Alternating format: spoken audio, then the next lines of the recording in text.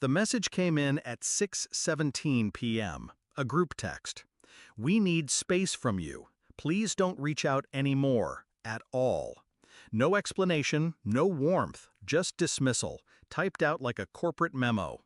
My uncle was already at their house helping them box up their things. They thought they were making a statement. They thought they were cutting me out. I simply replied, "Of course. I'll cancel my direct deposits first thing."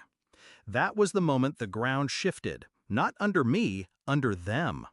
It wasn't always like this. Once, I was their safety net, their golden solution, the one who covered rent when jobs fell through, the one who signed the checks for medical bills, tuition, even the car my sister drove into the ground.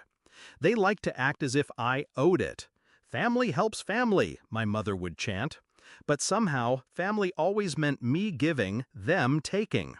I didn't mind at first. I told myself it was love, that maybe money could buy belonging, that if I gave enough, one day I wouldn't feel like the outsider in my own bloodline. But love given without return, it corrodes. The cracks showed slowly.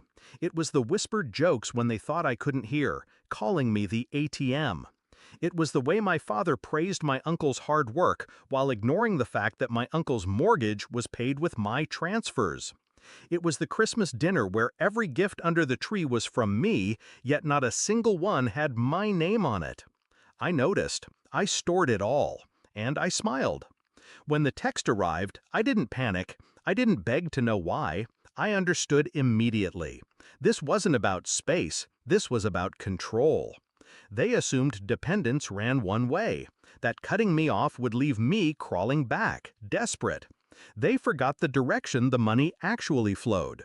So I made a decision. No explanations, no arguments. Just one clean cut.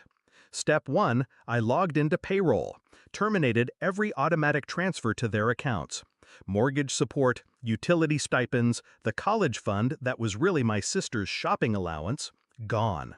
Step 2, I called the hospital billing office, corrected their records. My name was no longer attached to my mother's treatment plan. From that night forward, the invoices would go directly to her mailbox. Step 3, I drafted one email to the landlord of the house they lived in, the one in my name, though they never admitted it. I informed him that my relatives would not be renewing the lease.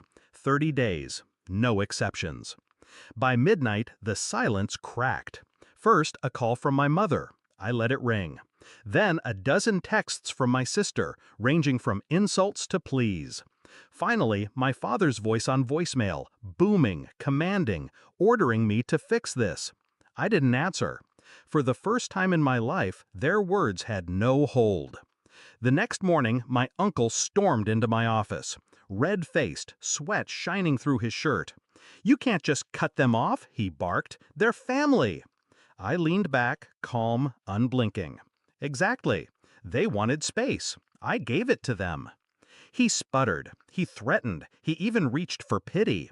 But there's no leverage when the leash is already cut. He left with nothing. In the weeks that followed, the collapse was swift. The car was repossessed within 7 days. The utilities shut off after 2 missed bills. By the 3rd week, neighbors whispered as movers carried their furniture into storage. The golden family image they had polished for years cracked in public. My sister, once the darling of social media, posted cryptic stories about betrayal and backstabbers. No one knew she was talking about me. No one cared. They had built their kingdom on sand, and I had simply stopped pouring the water. The confrontation came 1 month later. I found them waiting outside my apartment, thin, tired, deflated. My mother spoke first, voice trembling. "We didn't mean it. The text. We just needed time." My father tried to regain his authority, pointing a finger at me.